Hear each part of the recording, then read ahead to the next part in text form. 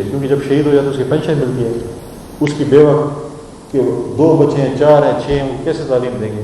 حق تو ایک ایسا ایک میکینزم ہونا چاہیے جس میں ان کے بچوں کے شہداء کے بچوں کو مفت تعلیم ہو، تاکہ کم از کم کوئی ڈگری حاصل کریں، اور اس کے بعد جو ہے کم از کم وہ ایک عزت دار جو ہے ان کو جاب مل سکے۔ اس پہ ڈیفینیٹلی ابھی بیٹھے ہوئے ہیں آپ لوگ، اس پہ ہم بیٹھ کے اس پہ ایک چیز ڈرافٹ کرتے ہیں، اور میری ٹیم یہاں پر بیٹھی ہوئی ہے، وہ بھی آپ کے ساتھ بیٹھ جائے گی۔ ہم ایک لیٹر ڈرافٹ کریں گے، ہم چیف منسٹر کو ملے گی، میں خود بھی اس سے بات کروں گا، میں انٹیریئر منسٹر سے بھی بات کروں گا اس چیز کے اوپر۔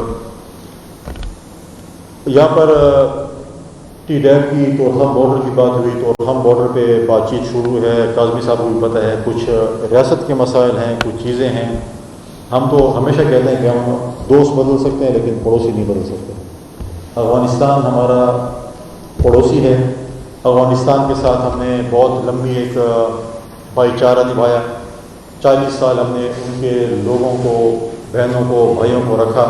ہم پہ مشکل ٹائم بھی آیا لیکن ہم نے ایک روٹی اگر ہماری تھی تو ہم نے یہ نہیں کہا کہ ہم جو ہے خود کھائیں گے، بلکہ آدھی آدھی کر کے ہم نے کھائی۔ کبھی ان کے اوپر ہم نے یہ باور نہیں کرانے کی کوشش کی کہ جی آپ ہمارے پر بوجھ ہیں۔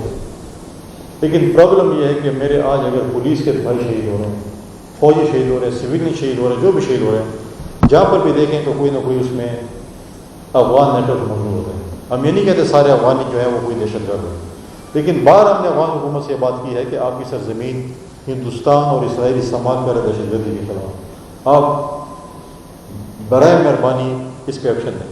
لیکن حکومت نے کبھی اس پہ ایکشن نہیں لیا، اور وہ حکومت کوئی عوام کی منتخب حکومت نہیں ہے، وہ تو بندوق کے زور پہ آئی ہے۔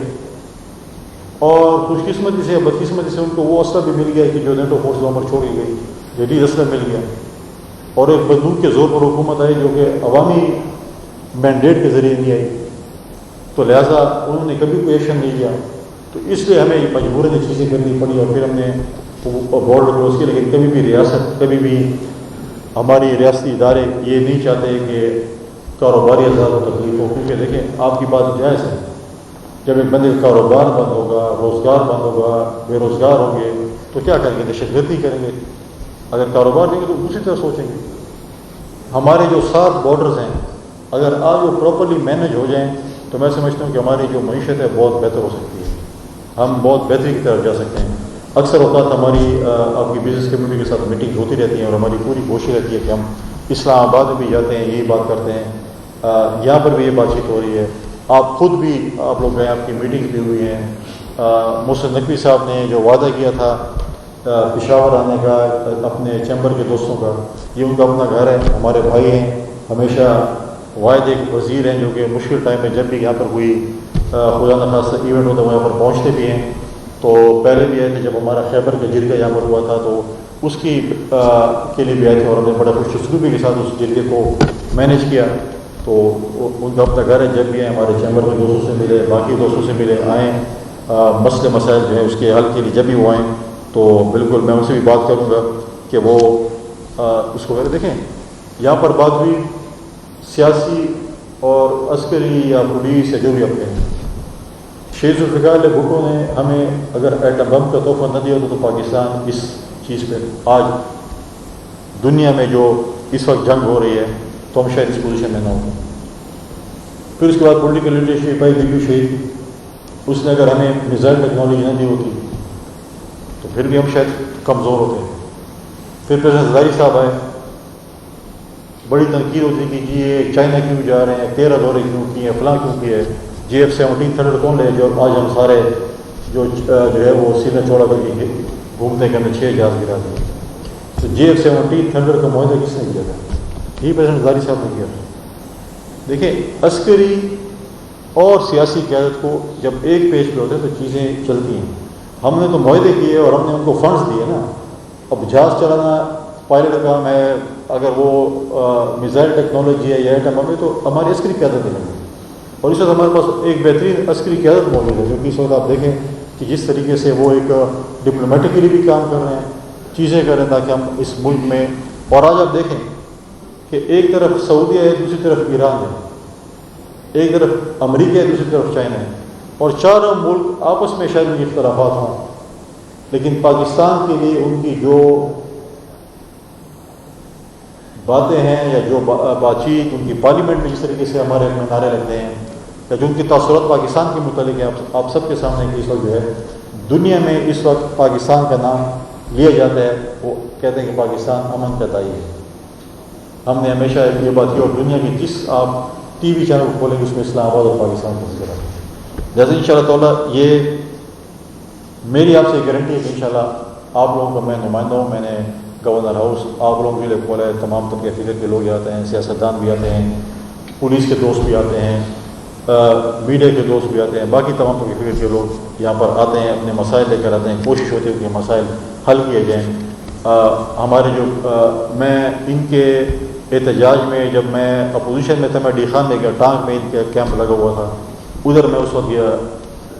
ان شاء اللہ تعالیٰ آپ لوگوں کی جو وکالت ہے بغیر فیس کے ان شاء اللہ ہم کریں گے، فیس نہیں چارج کرے، اور جو ہے چاہے وہ پولیس اور ریویز کے ہمارے دوستوں کی ہو، کیونکہ جب آپ نے مرجر کر بھی لیا، آپ نے کہا کہ مرجر آج تک سول سپرمیسی ان علاقوں میں نہیں ہے۔ فاٹا کے لوگوں سے جو وعدہ کیا گیا تھا، صرف آج مجھے بتائیں نا کوئی آپ کا کام ہو، آپ کہتے ہیں یار کوئی فوج میں لنک ڈھونڈے تاکہ ہم فلاں اس میں وزیرستان میں باجوڑ میں جائیں، کسی نے کہا یار ڈی سی کو فون کرو، ایس پی کو فون کرو کہ ہمارے یہ مسئلہ ہو گئے، جیسے ہم کرتے ہیں پشاور ڈی خان کہیں بھی جائیں، کہتے ہیں یار کوئی فوج میں لنک تک ہمارا کام ہو۔ کسی نے کہا کہ 9 سال ہو گئے بھائی سول سپرمیسی کدھر ہے، ڈیولپمنٹ کدھر ہے؟ آپ نے اگر کر دیا، آپ نے وعدہ کیا ریویز کے لیے آپ پولیس میں شفٹ ہو جائیں گے، تو آپ نے کدھر شفٹ ہوئی؟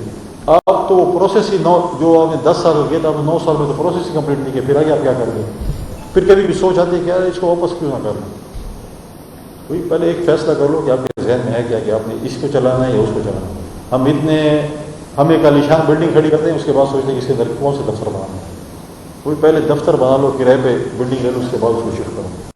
لہٰذا یہ چیزیں جو ہے ان شاء اللہ تعالیٰ اسلام آباد میں جب بھی گیا ہوں، چاہے میں پریزیڈنٹ صاحب سے ملوں، چاہے پرائم منسٹر صاحب سے ملوں، چاہے جس وزیر سے ملوں، ہم نے ہمیشہ خیبر پختونخوا کی بات کی ہے، اور میں نے اس حکومت سے بھی کہا ہے کہ جب تک آپ اور ہم اکٹھے نہیں ہوں گے خیبر پختونخوا کے مسائل حل نہیں ہوں گے۔ اگر آپ کا یہ خیال ہے کہ آپ اکیلے جا کے لڑ سکتے ہیں یا میں اکیلے جا کے لڑ سکتا نہیں، اور یہ خوش قسمت حکومت ہے خیبر پختونخوا کی جس کو ایک ذمہ وارانہ پوزیشن ملی ہے، ورنہ باقی جگہوں پہ آپ دیکھیں ٹوٹی باجے ڈھول اسمبلیوں میں ڈرامے، کیا آپ نے دیکھا کہ خیبر پختونخوا کے ممبران پارلیمنٹ اپوزیشن نے کوئی ایسے ڈرامے کیا؟ ادھر جب بھی جائیں اسلام آباد میں دیکھیں ٹی وی کھولے، بس کبھی وہ سیٹیاں بجا رہے ہیں، کبھی توتیاں بجا رہے ہیں، کبھی کیا کر رہے ہیں۔ بھائی آپ کا فورم ہے پارلیمنٹ سے ہی سب رستے نکلتے ہیں۔ اگر آپ پارلیمنٹ میں ڈائلاگ، اس قانون سازی، اس کی آپس میں نہیں بیٹھ جائیں تو کدھر آپ جائیں گے؟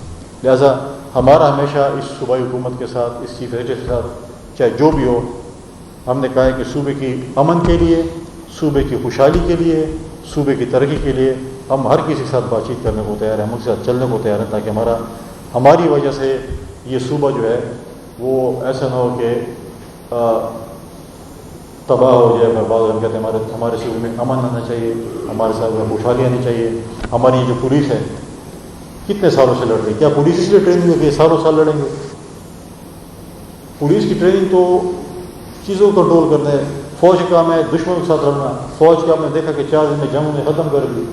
اب مجھے نہیں 20 سال سے تو زیادہ ہو گیا کہ ہماری پولیس جو ہے وہ دہشت گردوں کے خلاف لڑ رہی ہے اور نہتے لڑ رہی ہے، ایک راشنکوف کے ساتھ لڑ رہی ہے۔